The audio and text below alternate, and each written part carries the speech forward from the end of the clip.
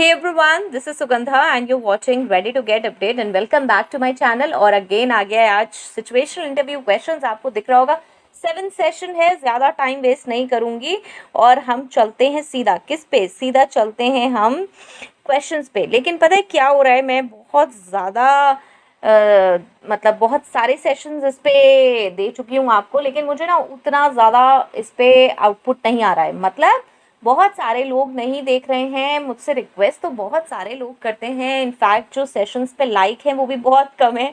इससे मुझे लग रहा है कि सेशंस आप लोग ज़्यादा देख नहीं रहे हैं। ऐसा ना सोचें कि आपके क्वेश्चंस नहीं हैं तो बस हमें नहीं देखने हैं। प्लीज़ मेरी रिक्वेस्ट है सारे सेशंस देखें, ओके। बस मेरा यही कहना है कि सबके क्वेश्चंस देखें, बिकॉज ये क्वेश्चंस प्रैक्टिकल हैं जो आपको आगे भी प्रॉब्लम करेंगे, ठीक है। इस वजह से मेरा ये कहना है कि प्लीज़ सबके क्वेश्चंस देखें और बहुत अच्छे से समझें सारी चीज़ों को। ये खाली सिर्फ क्लियर करने के लिए नहीं है, प्रैक्टिकल लाइफ में जब आपको प्रॉब्लम आएगी तो कैसे सॉल्व करेंगे।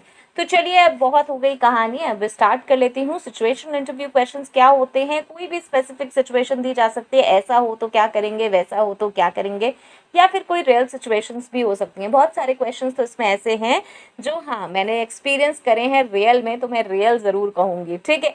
टिप्स टू आंसर क्या रहेगा? Read more and more about statutory compliances के बारे में पढ़िए, प्रैक्टिस करिए क्वेश्चंस। अब कहाँ से प्रैक्टिस कर सकते हैं? जहाँ से मिले वहाँ से प्रैक्टिस कर लीजिए। मेरे यहाँ ये 7th सेशन है, इससे पहले के सारे सेशंस देख लीजिए, राइट। और आपको जहाँ से भी मिल रहे हैं वहाँ से ज़रूर पढ़िए, खाली मेरे यहाँ से ही नहीं, सबके सेशंस देखिए। ऐसा ना सोचे कि बस मेरा तो ये है नहीं तो मैं क्यों देखूं, ठीक है। और नेक्स्ट इज अप्लाई टेक्निक्स या मेथड्स, जो कि मैंने पहले भी बताया। Star method, face to face कोई आपसे पूछता है तो आप स्टार मेथड अप्लाई कर सकते हैं, मैं पीछे के सेशंस में डिस्कस कर चुकी हूँ, वहाँ से आप देख सकते हैं। जंप इनटू द सिचुएशन है, लेकिन यहाँ पर एक डिस्क्लेमर ज़रूर देती हूँ कि अगर हम ये सोचेंगे कि इमेजिन कर रही हूँ मैं अपने आप को कि मेरे साथ ऐसा हो तो मुझे क्या करना है, तो यहाँ पे भी अगर आपके पास लैक ऑफ नॉलेज है, नॉलेज उतनी नहीं है, तो फिर इमेजिन करके भी कोई बेनिफिट नहीं होगा। क्योंकि क्या होगा, हमने वो इमेजिन तो कर लिया, लेकिन हमारे साथ क्या प्रॉब्लम है, हमें जब नॉलेज ही नहीं है तो हम उसे सॉल्व कैसे करेंगे, ठीक है। तो ये वाला भी तभी आएगा जब हमने ऊपर के 2-3 बहुत अच्छे से पढ़ लिए होंगे, करे हुए होंगे। चलते हैं आगे। और चैनल आपने आई थिंक अब तक सब्सक्राइब कर दिया होगा अगर फर्स्ट टाइम आए हैं, और वो जो क्यूट सा बेल आइकन है उसको भी हिट कर दिया होगा। ये तो मैंने बहुत दिनों से बोला ही नहीं, पता नहीं क्या कर रहे हैं आप लोग, आई डोंट नो।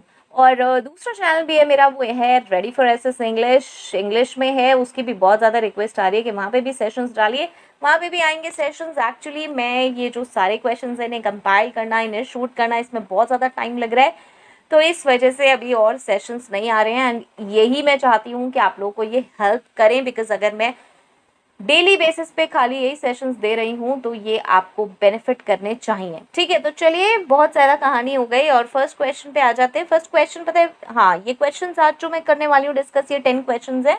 और पता है मुझे कहाँ से मिले हैं? ये मिले हैं, एक मेरा अभी एचआर एग्जेक्टिव जॉब का सेशन आया था, वहाँ पे यूनिक ज्ञान है इनका यूट्यूब चैनल, वहाँ पे उन्होंने किए हैं ये क्वेश्चंस पोस्ट, ठीक है। So thank you so much. And अब चलते हैं क्वेश्चंस पे। चलिए, a female employee has an issue with deduction policy related to office timings. She emails the HR and the higher authority of the company that she disagrees with the policy and does not want salary deduction. As an HR of the company, how will you resolve the situation? एक disclaimer दे दूं start करने से पहले, जो मैं अपने हर session में देती हूँ, मुझे इनके क्वेश्चन आंसर्स नहीं पता है। मतलब क्वेश्चंस तो मेरे सामने, आंसर्स मेरे पास कोई आंसर की नहीं है, कोई गाइड नहीं है, कोई कुंजी नहीं है। ये सब कुछ मैं अपने एक्सपीरियंस से और नॉलेज से बता रही हूँ, तो हो सकता है इसमें कुछ डिस्क्रिपेंसीज हो सकती हैं, कुछ गड़बड़ भी हो सकती है, ओके। क्योंकि मैं कोई आंसर की से नहीं बता रही हूँ, मैं सारे लॉजिक्स बताती हूँ, हर एक क्वेश्चन के आपको लॉजिक बताऊंगी। आपको लगता है कि नहीं यार ये लॉजिक नहीं होना चाहिए, तो मुझे भी ज़रूर बताएं, कोई प्रॉब्लम नहीं है, लॉजिक्स ज़रूर पुट करें कमेंट बॉक्स में, ठीक है। और मुझे भी बता दें कि भाई ये आंसर सही नहीं है, अगर सही हो जाते हैं तो बहुत अच्छी बात है, मैं विद लॉजिक्स बता रही हूँ। चलिए, क्या है इसके options? Reply the employee that she will have to follow the rules as everyone follows. B. Ask the higher authority to discard the policy. C. Send a generic email making everyone in the company know about the policy and call out the employee and warn her about the action she has taken. देखिए D वाला देखिए, call out the employee and warn her about the action she has taken. अब action क्या है पहले समझिए क्या हो रहा है यहाँ पे। डिडक्शन पॉलिसी है कुछ ऑफिस टाइमिंग से रिलेटेड, और उसमें सैलरी ऑब्वियसली डिडक्ट होगी अगर आप टाइम पे नहीं आएंगे। अगर आप ऑफिस टाइम पे नहीं आएंगे तो उसकी एक डिडक्शन पॉलिसी है। ऐसा तो है नहीं कि आप किसी भी टाइम जाएं और आपको पूरी सैलरी मिल जाए। तो पहले तो ये समझिए कि ये जो पॉलिसी है ये बिल्कुल नॉर्मल होती है, इसमें कहीं ये नहीं लिखा है कि पॉलिसी भी कुछ गड़बड़ है। ठीक है, अगर गड़बड़ है तो अलग बात होती है, लेकिन इसको बस इन्हें बस ये प्रॉब्लम है कि भाई ये सैलरी डिडक्शन की पॉलिसी क्यों है, जो कि बहुत ही जेन्यून चीज़ है कि सैलरी रिडक्शन की पॉलिसी होती है। अगर आप लेट पहुंचते हैं तो पॉलिसी ज़रूर लगेगी, ऐसा नहीं आप किसी भी समय पहुंचे और आपको कंप्लीट सैलरी मिल जाए। ठीक है, तो पहले तो ये चीज़ हम समझ लें कि ये चीज़ सही है जो सैलरी डिडक्शन पॉलिसी होती है, लेकिन फीमेल को नहीं सही लग रही है और ये चाहते हैं कि भाई ऐसा ना हो, इन्होंने इसके लिए मेल कर दी। तो डी वाला जो है, call out the employee and warn her about the action she has taken. देखिए उन्होंने अपनी बात कही है, ठीक है, उन्होंने मेल करी है एचआर को और किसको, हायर मैनेजमेंट को। तो बुलाकर वार्न करने का क्या मतलब है, वो अपनी बात ही तो रखनी है। ठीक है, तो ये नहीं बैठता है कहीं से भी कि वार्न करने में उन्होंने ऐसा कुछ मिसकंडक्ट तो नहीं कर दिया है या फिर किसी को हार्म नहीं कर दिया है।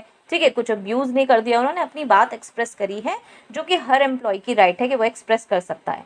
तो डी नहीं आता। C, send a generic email making everyone in the company know about the policy. एक जने के लिए हम जेनरिक ईमेल भेज रहे हैं, ये थोड़ा सा मुझे कम सही लगता है।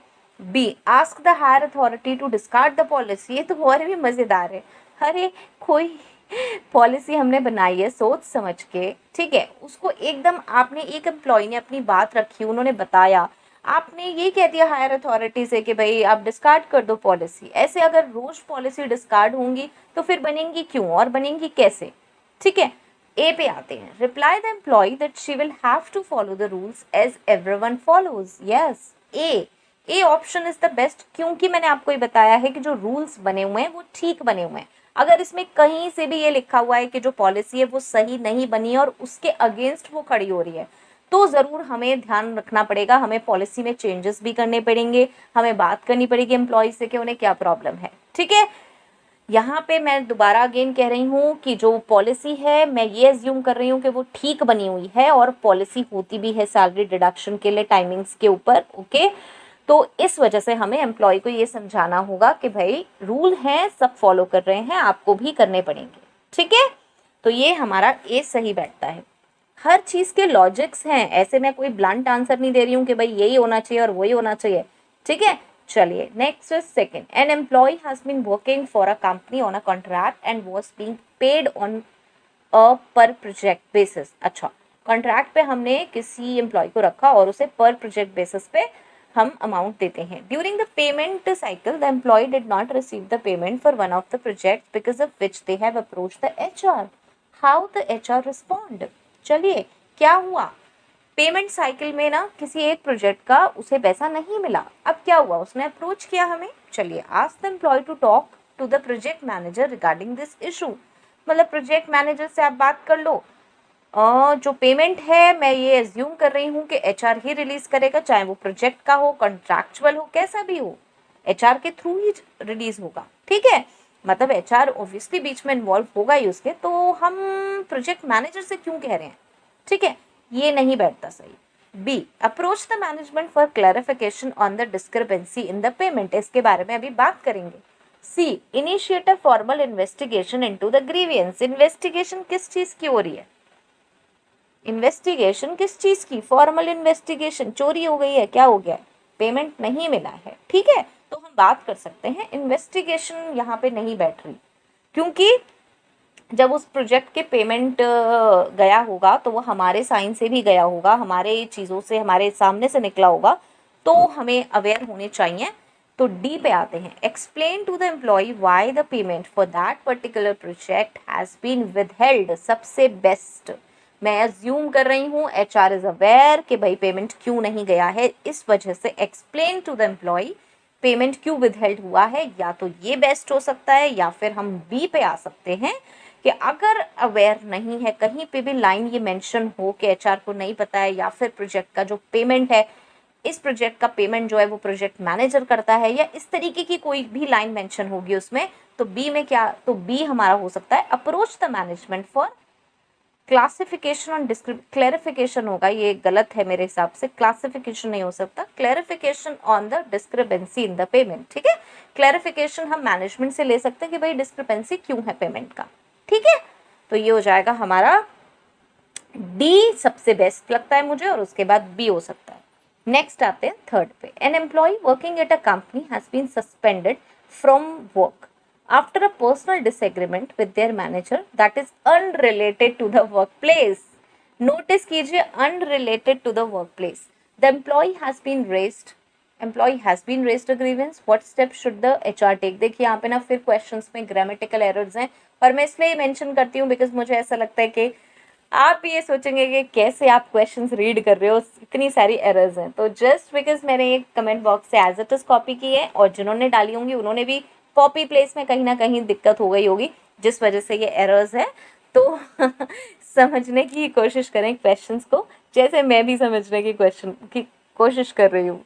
चलिए, तो यहाँ पे आ जाते हैं हम। एम्प्लॉय क्या है, सस्पेंड हो गया है, किस वजह से, डिसएग्रीमेंट हो गया मैनेजर से, जो कि बात अनरिलेटेड थी वर्क प्लेस से। अब एम्प्लॉय ने कहा भाई मुझे कैसे आपने हटा दिया, जो हमारे बीच में ग्रीवेंस था, हमारे बीच में जो प्रॉब्लम थी वो तो कुछ पर्सनल थी, और आपने मुझे कैसे हटा दिया। तो अब ग्रीवेंस रेज हुआ, और अब हमें क्या एक्शन लेना चाहिए, मतलब हम क्या स्टेप ले सकते हैं। तो first is tell the employee to accept the decision. भाई एक बात बताइए, पर्सनल चीज़ों के वजह से अगर ऐसे मैनेजर कुंदस निकाल कर बाहर करने लगे सब लोगों को, तो मेरी कंपनी तो एक दिन ऐसे ही आउट हो जाएगी, ठीक है। पूरी मतलब सारे एम्प्लॉयज रहेंगे ही नहीं, और फिर वहाँ तो यही चलता रहेगा भाई भतीजावाद के, मतलब ये मुझे जानता है तो इसका फेवर, ये मेरे से, मुझे ये नहीं पसंद तो इसको बाहर, ठीक है। तो ऐसे नहीं चलेगा। B, withdraw the suspension order of the employee. Suspension order मैं ही और एम्प्लॉय का ले लूँ, किस बात पे ले लूँ, मुझे अभी पहले जानकारी तो लेने दीजिए। ऐसे ही सस्पेंशन ऑर्डर मैं कैसे वापस ले लूँ, ठीक है। Approach the management and negotiable behalf of the employee, negotiate on behalf of the employee, ये होना चाहिए। फिर से मैनेजमेंट के पास पहुंच जाओ और वहां पे ना एम्प्लॉय के लिए नेगोशिएट कर लो। अभी आओ, ऐसे नहीं होता है, नीचे आओ। Start a formal investigation into the matter. Yes, D आता है जो टेस्ट है, क्योंकि मैनेजमेंट के पास आप जाओगे तो वो भी आपसे यही कहेंगे कि भाई इन्वेस्टिगेशन करनी है, ठीक है। तो ये नहीं बैठेगा सही। क्या पता चला कौन सा सही नहीं है मतलब कौन सा सही है। थर्ड में आता है हमारा डी वाला कि हमें इन्वेस्टिगेशन करनी पड़ेगी। चलिए चलते हैं नेक्स्ट पे। आई होप सो समझ आ गया होगा, कहीं भी क्लियर ना हो रहा हो ना तो प्लीज़ मुझे ज़रूर बताएं। फोर्थ आ जाता है, employee A has been working of a company for few months. यहाँ भी कुछ गड़बड़ है लैंग्वेज में। चलिए, on talking to employee B about their salary, A realizes that they are being paid lesser than B. Okay, even they are doing the same job. How should the HR respond to as grievance issue? अब क्या हुआ है देखिए, employ ए जो है ना वो अभी अभी नया आया है। अब कोई एम्प्लॉय बी है, उससे बात कर रहा है वो अपनी सैलरी के बारे में, तो उसको रियलाइज होता है एम्प्लॉय ए को कि मुझे ना बी से कम मिलता है। मतलब न्यू एम्प्लॉय जो है, न्यू ज्वाइनी जो है, उसको ऐसा लगा है कि पुरानी जो ओल्ड एम्प्लॉयज़ हैं उन्हें ज़्यादा अमाउंट मिलता है और हमें कम मिल रहा है, ठीक है, मतलब मुझे कम मिल रहा है उनसे। ओके, अब उसने क्या करा, अब उसने एचआर के पास लेके गया। अब क्या करना चाहिए, चलिए देखते हैं सारे ऑप्शंस, नीचे से देखना स्टार्ट करते हैं। Ask for clarification on this issue from the management. क्यों क्लैरिफिकेशन लेंगे हम मैनेजमेंट से, हमने सैलरी फिक्स करी तो सारी चीज़ हमें पता होगी ना, राइट। तो क्लैरिफिकेशन का तो कोई पॉइंट नहीं है यहाँ पर, हमें पता होना चाहिए कि क्यों ये सैलरी हम दे रहे हैं एम्प्लॉय को, ठीक है। C, ask the employee to approach the management with their queries. मतलब मुझे छोड़ के, जो कि मैं फिक्स करती हूँ, एचआर फिक्स करता है सैलरी, उसको छोड़ के आप मैनेजमेंट के पास चले जाओ, हमारे पास तो आंसर होना चाहिए ना। चलिए, B, tell the employee an appraisal will be offered to the employee after a few months. Appraisal दे देंगे एम्प्लॉय को क्योंकि उसने ये इशू रेस कर दिया आपके सामने। मतलब उसको कम सैलरी देने वाली बात जो थी, हम अगर उसे कम सैलरी दे रहे थे तो क्यों दे रहे थे कि चलो एम्प्लॉय कुछ नहीं बोलता तो कम देते रहते हैं, जब वो पूछेगा तो कह देंगे कि अप्रेजल दे देंगे। ऐसे थोड़ी होता है डिसाइड, ठीक है। ए पे आते हैं, explain to the employee how new employee are offered a lesser compensation than existing employee. Reason बताइए, क्या रीजन है, क्यों दिया जाता है, भाई अभी ट्रेनिंग पे हैं आप इसलिए आपको कम मिलता है, या फिर और कोई जो भी रीजन है उसका रीजन प्रॉपर समझाइए। और इससे हमें एक लेसन ये भी मिलता है कि हमारे पास प्रॉपर रीज़न होना चाहिए। यस, हमारे पास प्रॉपर जो हम सैलरी कोड्स कर रहे हैं और जो सैलरी दे रहे हैं उसका प्रॉपर रीज़न होना चाहिए। ठीक है, चलिए नेक्स्ट चलते हैं। Fifth, which of the following is related to the system based grievance handling procedure. पहले ना क्वेश्चन को समझिए, क्वेश्चन क्या है यहाँ पे, मतलब मैं भी समझ रही हूँ आपके साथ ही। ठीक है, तो ग्रीवियंस हैंडलिंग प्रोसीजर क्या होता है? ग्रीवियंस हैंडलिंग प्रोसीजर मतलब ग्रीवियंस को हैंडल करने का प्रोसीजर होता है उस सिस्टम पे बेस्ड कौन से इसमें से मतलब वो जो जैसा सिस्टम होता है उससे रिलेटेड कौन सी इन चारों में से चीजें हैं। ठीक है, अब ग्रीवेंस हैंडलिंग प्रोसीजर बहुत तरीके के हो सकते हैं। यहाँ पे ये जो नीचे जितनी भी चीजें लिखी हुई है ना, उसमें मीनिंग ये है कि इनका कुछ कंप्यूटराइज अच्छा सिस्टम होगा। ठीक है, ग्रीवेंस का, तो उसी अकॉर्डिंग इनमें से चार हमें देखना है। मतलब कि ऐसा होगा कि जैसे ऑनलाइन किसी ने अप्लाई कर दिया, इस तरीके का कोई सिस्टम हो सकता है, कोई सॉफ्टवेयर हो सकता है कि आपने ऑनलाइन ग्रीवेंस भेज दी और एचआर के पास आ गई। ठीक है, इस तरीके का कोई भी सिस्टम हो सकता है जिससे रिलेटेड ये नीचे के हो सकते हैं कोई भी। तो अब इसको देखने की कोशिश करिए, रीड करने की कोशिश करिए, तो अब हमें पता चलेगा क्या आईआर मैकेनिज्म। आईआर मैकेनिज्म क्या होता है? ये इंडस्ट्रियल रिलेशन मैकेनिज्म होता है। इंडस्ट्रियल रिलेशंस मतलब इसमें बहुत सारी चीजें वर्कर से रिलेटेड आती हैं जब इंडस्ट्रीज में वो काम करते हैं। परफॉर्मेंस अप्रेजल, ये तो परफॉर्मेंस अप्रेजल की बात हो रही है, इसका सिस्टम ही अलग है। कंपेंसेशन मैनेजमेंट कंपेंसेशन से रिलेटेड है। नेक्स्ट आता है क्वेरी मैनेजमेंट। ठीक है, क्वेरी सॉल्व करना। तो वैसे क्वेरी मैनेजमेंट हो भी सकता है कि आपके इम्प्लीमेंट हो नहीं हो, तो ये काफ़ी कुछ ग्रीवियंस हैंडलिंग से रिलेटेड है। क्वेरीज और ग्रीवियंस हम इंटरचेंजेबली भी यूज़ करते हैं वर्ड, तो मुझे जो बेस्ट लग रहा है वो क्वेरी मैनेजमेंट लग रहा है इसमें। और इसमें एक ए भी हो सकता है जो कि होता है इंडस्ट्रियल रिलेशन मैकेनिज्म।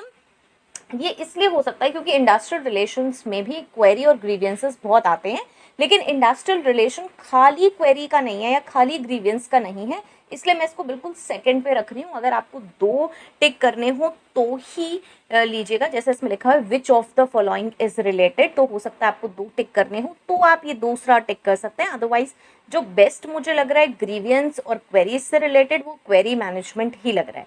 ठीक है, इंडस्ट्रियल रिलेशन में बहुत सारी चीज़ें क्वेरीज और ग्रीवियंसेस से रिलेटेड आती हैं, लेकिन वो होल सोल नहीं होता। ठीक है, उसमें बहुत सारी और भी चीज़ें आती हैं।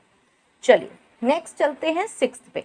After a recent change in the management structure at a company, the job designation of the employee was changed. One of the employees has raised a grievance regarding the job designation. How should the HR deal with this grievance? देखिए how की ना spelling गलत है, मैंने comment box से copy करे हैं तो एज इट इज़ बिल्कुल कर लिया। और अब मैं क्योंकि स्क्रीन रिकॉर्डिंग कर रही हूँ तो मैं इसकी एडिटिंग नहीं कर सकती हूँ। ठीक है, मतलब मैं फिर बैक जाके फिर इसकी एडिटिंग नहीं करना चाह रही हूँ, तो इसलिए अभी आप समझ लीजिएगा हाउ ही है ये। A is arrange a grievance hearing for the employee. Arrange a grievance hearing for the employee, वो ग्रीवियंस रख तो रहा है आपके पास, बता तो रहा है कि भाई मेरी डेजिग्नेशन आपने चेंज की और मैं खुश नहीं हूँ। ठीक है, तो अलग से ग्रीवियंस हेयरिंग क्या कर रहे हैं? चलिए, approach the management for some solution. Management के पास चले जाइए एज इट इज, जैसे हम हमेशा चले जाते हैं, नहीं जाना है ऐसे अपने आप से कुछ सॉल्व करेंगे नहीं करेंगे। चलिए C, talk to the employee to understand why they have a problem with the new designation. भाई बात करिए एम्प्लॉय से, वो आपके पास आया है कि प्रॉब्लम क्या है न्यू डेजिग्नेशन से। नई डेजिग्नेशन अगर आपको मिल रही है, चेंजेस हुए हैं, देखिए स्ट्रक्चर मैनेजमेंट स्ट्रक्चर में हमने चेंजेस करे हैं, चेंज मैनेजमेंट का पार्ट है ये। चेंज मैनेजमेंट एचआर जर्नलिस्ट की प्लेलिस्ट है, उसमें से चेक करिएगा चेंज मैनेजमेंट का टॉपिक। चेंजेस जब करते हैं तो कुछ प्लानिंग करके चेंजेस होते हैं, ऐसे नहीं है कि आज मैंने कोई चेंज कर दिया। अगर बहुत ज़्यादा स्ट्रक्चरल मैंने चेंजेस करे हैं, उसके बाद आपके पास रोज एक एक एम्प्लॉय आ रहा है और आप उनकी ग्रीवेंस सुन रहे हैं या आप मैनेजमेंट के पास जा रहे हैं। नहीं, हमारे पास प्रॉपर रीजंस होने चाहिए और हमारे पास डिफेंड करने के लिए भी प्रॉपर चीज़ें होनी चाहिए। डी आते हैं, अभी चलेंगे डिस्कस करेंगे सी को और भी। D, explain to the employee how the new designation would not have any effect on the position और नेचर ऑफ वर्क। पोजीशन और नेचर ऑफ वर्क पे कोई फर्क नहीं पड़ेगा, पर ये बात हमें कैसे पता चली कि एम्प्लॉय को ये प्रॉब्लम है, पोजीशन और नेचर से रिलेटेड प्रॉब्लम है? तो सी आता है best, talk to the employee to understand why they have a problem with the new designation. हमें बात करनी चाहिए एम्प्लॉय से कि भाई क्या प्रॉब्लम है, क्योंकि हमने प्रॉपर प्लानिंग करके चेंज मैनेजमेंट किया है, ऐसे नहीं किया। जो हमने चेंजेस किए हैं वो प्रॉपर प्लानिंग से करे हैं। तो पूछिए एम्प्लॉय को क्या प्रॉब्लम है, और ये बातें ना उसके बाद की आती हैं कि भाई हम उसे डिफेंड करें, हम उसे बताएं कि भाई आपकी पुरानी डेजिग्नेशन और इस डेजिग्नेशन से पोजीशन या नेचर में कोई काम नहीं, कोई फर्क नहीं पड़ेगा। ठीक है, तो 2 अगर आपको लिखने हैं तो सी और डी हो सकते हैं। बेस्ट जो है वो सी है कि पहले पूछिए फिर उसके बाद हम उन्हें एक्सप्लेन करेंगे। ठीक है, नेक्स्ट आ जाता है 7th। The employees of a particular department at a company were asked to work overtime because of a sudden rise in demand from the clients. क्या हुआ, किसी डिपार्टमेंट के एम्प्लॉय हैं, उन्हें वर्क करना पड़ा ओवर टाइम। ठीक है, क्यों, क्योंकि अब ये रीजन समझिएगा क्यों काम कर रहे हैं, ये हर चीज का रीजन पता है। अगर आपके क्वेश्चन में मेंशन है तो उस बात पे जरूर जाइए। Sudden rise in demand from the clients, client से सडन डिमांड आई तो इसलिए काम कर रहे हैं, स्पेशल काम हो रहा है किसी प्रोजेक्ट के लिए, क्लाइंट से जो रिक्वेस्ट आई है, डिमांड आई है। The employees were promised some extra compensation being paid to them is not enough. How should the HR respond? क्या हुआ है यहाँ पर एम्प्लॉय सेटिस्फाइड नहीं है भाई जो हमें कंपेंसेशन मिला है, तो क्या करें, ऊपर से ही पढ़ेंगे, increase the compensation for the employee. अच्छा, इंक्रीज कर दें, वो आया तो एकदम से हमने इंक्रीज कर दिया, इसका मतलब हमने दिया ही गलत था, है ना, हमने प्लान आउट करके गलत दिया, तभी तो हमने इंक्रीज कर दिया आते ही, ना बात ना कुछ। चलिए बी चलते हैं, बी में क्या है, approach the management for a solution, इसके बारे में बात करेंगे। क्योंकि ये sudden rise in demand from the clients है, इसलिए बी वाले पॉइंट पे अभी हम वापस आएंगे। C, tell the employee that they should be satisfied with their current compensation. They should be का मतलब पता है क्या होता है, होना ही चाहिए। एम्प्लॉई को हम ये कहें कि भाई होना चाहिए तुम्हें कंपनसेशन से सेटिस्फाइड, क्या रीजन है, बस ये कह दो। दे शुड बी से काम नहीं चलेगा ना, कुछ तो आपको कहना पड़ेगा, कुछ तो बताना पड़ेगा। D, talk to the employee to understand why they should be compensated more. सबसे बेस्ट ग्रीवियंस हैंडलिंग में सबसे बड़ी प्रॉब्लम पता है क्या है, कि हम एम्प्लॉय की सुनना नहीं चाहते। कंपनीज में सबसे बड़ी प्रॉब्लम जो है ना वो यही है, हम सुनना नहीं चाहते, हम अपनी पॉलिसीज ही बस इम्प्लीमेंट करना चाहते हैं। अब आप कहेंगे ऐसे हर एम्प्लॉय की सुनने लगे तो क्या होगा, हर एम्प्लॉय एक सेपरेट इंडिविजुअल है, समझिए इसे। ठीक है, तो हमें सुनना पड़ेगा, क्योंकि हम आज सोच रहे हैं वो एक एम्प्लॉय है, कल को वो एक से बहुत सारे फैलते फैलते बन जाएंगे अगर आपने उनकी ग्रीवेंस वही नहीं सुनी। समझिए इस बात को, हमने specially sudden rise in demand के वजह से किसी को रोका है, किसी से ओवर टाइम कराया है, तो एम्प्लॉय से पूछिए कि भाई क्या प्रॉब्लम आ रही है, कंपनसेशन आपको ऐसा क्यों लग रहा है कि आपको ज़्यादा देना चाहिए। ठीक है, और उसके बाद अगर आपको सेकंड ऑप्शन लेना है तो बी आएगा, approach the management for a solution. Management के पास इसमें सल्यूशन के लिए आपको इसलिए जाना पड़ेगा क्योंकि मैंने एक ऊपर क्वेश्चन में फोकस किया है कुछ वर्ड्स पे, वो है sudden rise in demand from the clients.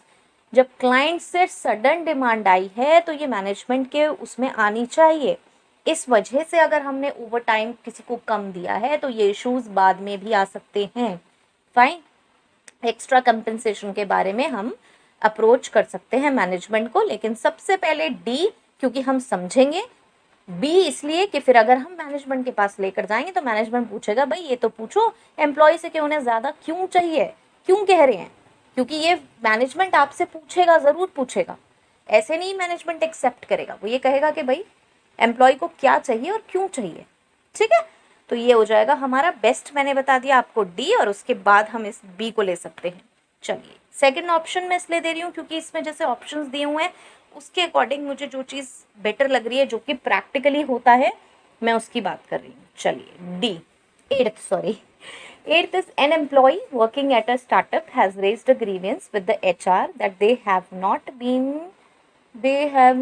been to get any kind of help from their superiors with respect to the work they have been assigned। देखिए यहाँ पे ना they have not been to get any, यहाँ पे grammatical error है question में, मैं आपको क्वेश्चन समझा देती हूँ क्या है और how should the HR respond. अब इसमें ये है, एक स्टार्टअप के साथ काम कर रहे हैं एम्प्लॉय ने ग्रीवेंस उठाई है कि जो सुपीरियर्स हैं, फ्रॉम द सुपीरियर्स उसे हेल्प नहीं मिल रही है। ठीक है, जो काम है काम के उसे मिल गया है लेकिन सुपीरियर्स ना हेल्प आउट नहीं कर रहे हैं उसे काम में। आप पता है ऐसा सा सिमिलर क्वेश्चन पहले भी आया है, पहले इसको पढ़ते हैं समझते हैं और फिर मैं बताऊंगी कि वो ऑप्शन मैं यहाँ पे नहीं ले रही हूँ तो क्यों नहीं ले रही हूँ। A, assist the employee with their work, खुद ही लग जाइए असिस्ट करने, ये तो बहुत अच्छी बात है, एचआर ही करने लग जाएगा तो अपना काम छोड़ के सबको असिस्ट ही करता रहेगा। ऐसे नहीं होता, ठीक है। हम अगर हम अपने डिपार्टमेंट का काम छोड़ के सबको ऐसे सब लोग रोज आने लगे कि भाई मुझे प्रॉब्लम हो रही है, मुझे प्रॉब्लम हो रही है, अपना काम छोड़ के हम उसकी सीट पे उसका काम रिजॉल्व करने जाने लगे तो एचआर का काम कौन करेगा। तो ठीक है, असिस्ट नहीं करना है हमें किसी और को, किसी और डिपार्टमेंट के काम में हमें उसकी सॉल्व करनी है क्वेरी, ये बात सही है, लेकिन हम खुद से काम नहीं करेंगे। चलिए, talk to the manager of the employee regarding the problems the employee is facing, उसके मैनेजर के पास जाइए और उसे बताइए कि क्या प्रॉब्लम हो रही है। अभी करते हैं बात। Ask the employee to approach the higher management for help, वही हायर मैनेजमेंट वाला जब भी आता है ना कि मैनेजमेंट के पास चले जाओ, मुझे बड़ी हंसी सी आती है, क्योंकि आपको पता नहीं है कि जब आप मैनेजमेंट के पास जाएंगे ना तो मैनेजमेंट क्या कहेगा। मैनेजमेंट का बहुत ही सिंपल सा क्वेश्चन आंसर होता है और वो होता है भाई मैं सब कुछ करूँगा तो फिर एचआर क्या करेगा। आपके पास क्वेरी आई है भाई तुम सॉल्व करो, मैं मैनेजमेंट एज हम सॉल्व करने लग गए हर एक छोटी से छोटी या बड़ी से बड़ी चीज़ को, हर एक चीज़ को, तो फिर और काम कैसे करेंगे। ठीक है, तो मैनेजमेंट के पास नहीं जाते हैं हर चीज़ के लिए। D, suggest employee to approach their coworkers in their department for assistance. देखिए एक बात समझिए, टीम में काम कर रहे हैं, ठीक है, टीम में काम करते हैं जब, तो क्या होता है एक सुपीरियर है और टीम मेंबर्स हैं। जैसे कि एग्जांपल लेते हैं, 5 जने हैं, टोटल 5 जने हैं और एक उसका सुपीरियर है। तो कोई काम असाइन होता है तो टीम में अगर असाइन हुआ है काम तो सुपीरियर ने एक बार दे दिया, अब हर बार सुपीरियर हेल्प नहीं करता है। हम आसपास जो हमारे टीम मेंबर्स हैं, ये जो 5 है ना, ये आपस में मिल मिल के करते रहते हैं। यार तुझे इतना आता है, तुझे इतना पता है, अब इसके बाद ना ये ऐसे होगा, इसके बाद आप ये कर लो, ये कर लो, ऐसे होता है काम। काम हमेशा ऐसे चलता है। सुपीरियर हर एक छोटी से छोटी चीज समझाने के लिए आपको नहीं बैठेगा, ठीक है। तो अब इसमें क्या होता है, D, suggest the employee to approach their coworkers in their department for assistance. Assistance के लिए आप जाइए, क्योंकि हमें टीम डेवलप करनी है। इस चीज का ध्यान रखिएगा कि हमें अगर कोवर्कर्स अवेलेबल हैं उस डिपार्टमेंट में, खाली एक ही जना काम नहीं कर रहा है, तो ये सबसे बेस्ट है कि हम ये कहें कि आप वहां से असिस्टेंस लो। और ये भी बहुत ज़्यादा पॉसिबल है कि जब वो काम करने लगेगा और उसे साथ में कोवर्कर्स के साथ काम करके असिस्टेंस उसे मिलेगी और वो काम ज़्यादा करने लगेगा, तो सुपीरियर्स जो हैं, क्योंकि वो एक ही आपका मैनेजर या सुपीरियर होगा, वो भी आपको फिर आगे इंपॉर्टेंस देने लगेंगे। हर एक छोटी से छोटी चीज़ कभी भी मैनेजर्स नहीं समझाते, ये बहुत ही नॉर्मल है कि वो बैठ के आपको हर एक चीज़ नहीं सिखाएंगे। इनिशियल पीरियड में या ट्रेनिंग पीरियड में कुछ चीज़ें सिखा दी जाती हैं, फिर आप सीखते सीखते ही सीखते जाते हैं अपने कोवर्कर्स के साथ, ठीक है। तो ये बेस्ट है। अब एक या तो 5th या 6th पीछे किसी सेशन में ना ये सेम क्वेश्चन आया था जिसमें ऐसा ही कुछ प्रॉब्लम हो रहा था, और वहाँ पे मैंने कहा था, वहाँ पे ना ये डी वाला उसमें नहीं था ऑप्शन कि आप कोवर्कर्स से हेल्प लीजिए या कुछ करिए। उसमें कुछ इस तरीके का प्रॉब्लम था जहाँ सुपीरियर कुछ प्रॉब्लम ही कर रहे थे, तो हमने ये, तब मैंने वहाँ पे ये सजेशन दिया था कि आप अपने मैनेजर से ही बात कीजिए, राइट। तो हो सकता है आपको वहाँ से कन्फ्यूजन हो, तो यहाँ पे मैंने केस बहुत अच्छे से समझा दिया, और ये डी पॉइंट स्पेशली वहाँ नहीं था, इसलिए मैंने यहाँ पे इसको पिक किया है। देखिए क्वेश्चंस बार बार आपके पास सेम होंगे, लेकिन आपको सिचुएशन को समझना है, और जो पॉइंट्स दिए हुए हैं, जो ऑप्शंस दिए हुए हैं, उनमें से बेस्ट हमें पिक करना है कि उनमें से बेस्ट कौन सा हो सकता है। तो यहाँ पर ये बेस्ट ऑप्शन है डी, ठीक है। चलिए नेक्स्ट आता है हमारा 9th में, the remedial action taken against any of the misconduct within the organisation is incorporated under which policy. किस पॉलिसी में मिसकंडक्ट किया है तो वो आएगा, ठीक है। रेमेडियल एक्शन देखिए तो ना सामने से दिख रहा है, पर चलिए मैं फिर भी सारे पॉइंट्स एक बार डिस्कस कर लेती हूँ इसमें, जब हम कर ही रहे हैं डिस्कस। तो फर्स्ट इज प्रमोशन पॉलिसी। देखिए कोई मतलब ही नहीं है प्रमोशन पॉलिसी से मिसकंडक्ट का, ठीक है, तो इसका कोई मतलब नहीं बैठता। Next is B is discipline policy. देखिए डिसिप्लिन पॉलिसी में ही आता है मिसकंडक्ट। रीएम्बर्समेंट पॉलिसी नहीं, इसमें भी कुछ नहीं आएगा। रीएम्बर्समेंट पॉलिसी क्या होती है, पैसे का रीएम्बर्समेंट होता है नॉर्मली, और लीव पॉलिसी लीव से रिलेटेड है, तो कोई मतलब ही नहीं। मिसकंडक्ट की बात हो रही है तो कहाँ से देखा जाएगा उसे, डिसिप्लिन पॉलिसी से, ठीक है। चलिए नेक्स्ट चलते हैं।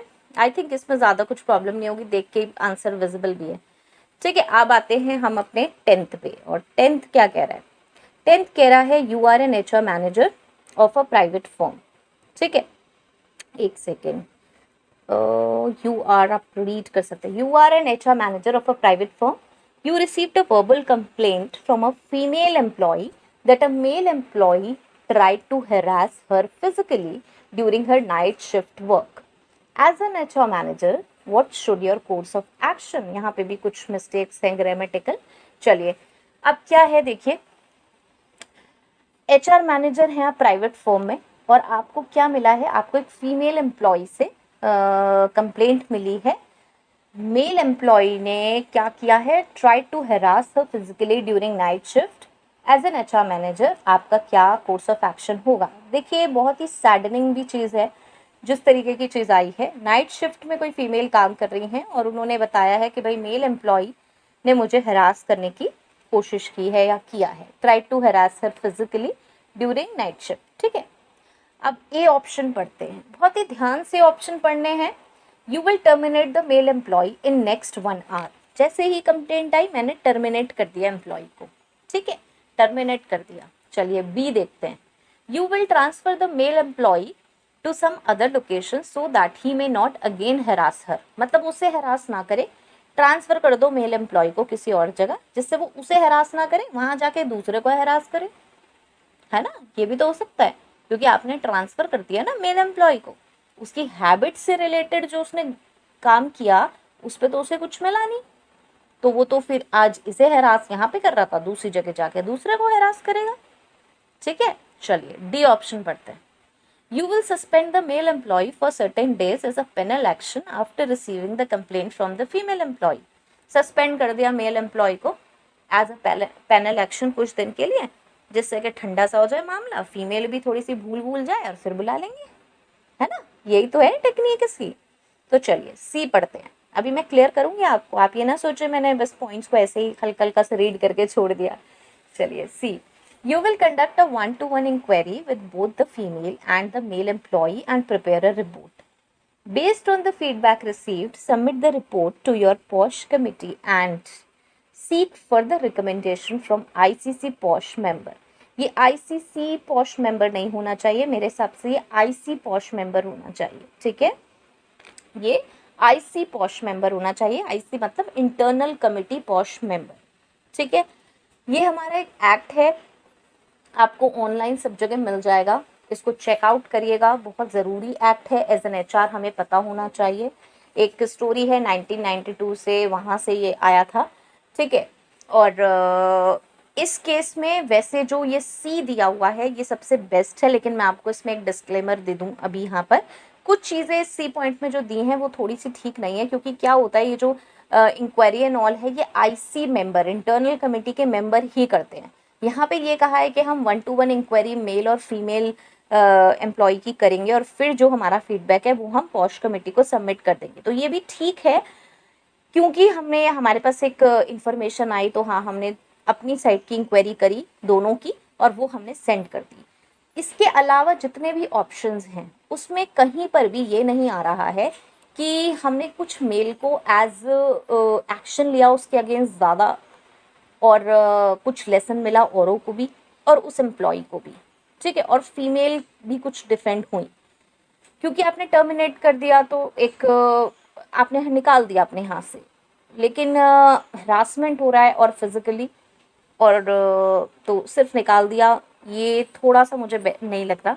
उसके बाद you will transfer the male, क्योंकि यहाँ पर इसके बाद और भी केस बन सकता है जहाँ पर वो और भी आगे जा सकती हैं फीमेल. तो यहाँ पे हमेशा आएगा कि कंपनी ने क्या एक्शन लिया, और कंपनी को ये जो पॉश कमेटी है, ये इंटरनल कमेटी है, ये बनाना मैंडेटरी है. इसीलिए मैं आपसे कह रही हूँ कि इसको ज़रूर रीड करें.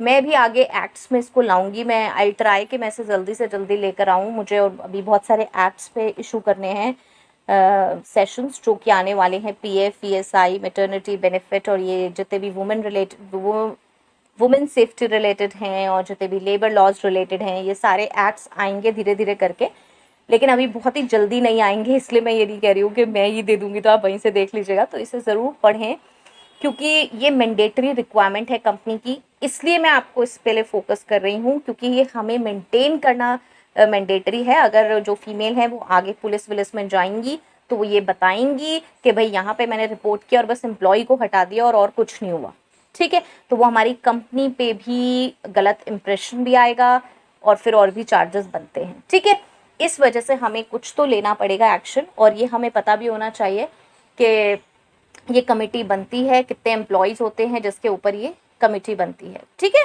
कुछ 10 अराउंड शायद एम्प्लॉयज़ पर एक कमेटी होनी ज़रूरी है अगर आपके यहाँ इतने एम्प्लॉयज़ वर्क कर रहे हैं। ठीक है, मैं थोड़ा कंफ्यूज हूँ, 10 या 20 एम्प्लॉयज़ होता है उसमें, तो इस तरीके का कुछ है। बहुत टाइम पहले मैंने इसे रीड किया था, लेकिन कुछ कुछ चीज़ें मुझे बिल्कुल क्लियरली ध्यान है इसकी कि ये बहुत मैंडेटरी एक्ट है और किस किस क्या क्या चीज़ें इसमें कवर भी होती हैं।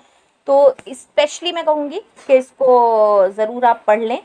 और मुझे बेस्ट इसमें ऑप्शन सी इसलिए लग रहा है क्योंकि फर्दर कोई केस फीमेल अगर करती हैं और ट्राई आउट करती हैं तो फिर हमारी कंपनी पे भी आएगा, और एक लेसन भी ज़रूर जाना चाहिए। इस तरीके की एक्टिविटीज़ नहीं होनी चाहिए कंपनी में, और जो फीमेल है उसके उनके साथ अगर ऐसा हुआ है तो हमें आज एक फीमेल के साथ हो रहा है, कल औरों के साथ भी हो सकता है, तो एक लेसन जाना चाहिए।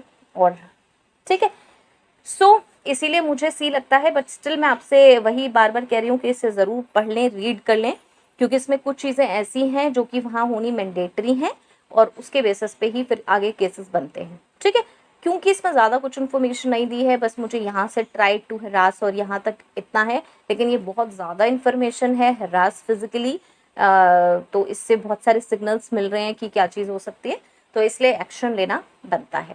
फाइन, सो चलिए, ये है मेरी तरफ से। मैंने बहुत बेस्ट ट्राई आउट किया है कि ये शायद ऑप्शन बेस्ट हों। सारे जितने भी मैंने क्वेश्चंस बताए हैं, बहुत सारे और भी क्वेश्चंस आ रहे हैं, बहुत अच्छा लग रहा है मुझे क्वेश्चंस देख के कि आप इतने सारे क्वेश्चंस पोस्ट कर रहे हैं। कीप ऑन पोस्टिंग, करते रहें, आते रहेंगे सेशंस। अभी शायद एक दिन डिले भी हो गया सेशन आने में, बिकॉज वो नहीं शूट हो पाए थे इतनी जल्दी। हाफ मेरा शूट हो चुका था, हाफ नहीं हुआ था, तो इसलिए वो मिक्स एंड मैच नहीं हो पाया। लेकिन हाँ, आपके सारे सेशंस आएंगे और मैं आंसर करूँगी, और शेयर करते रहें, हेल्पफुल हो रहे हैं तो। नेक्स्ट वीडियो तक के लिए all the very best, stay happy, stay safe, thanks for watching, bye bye.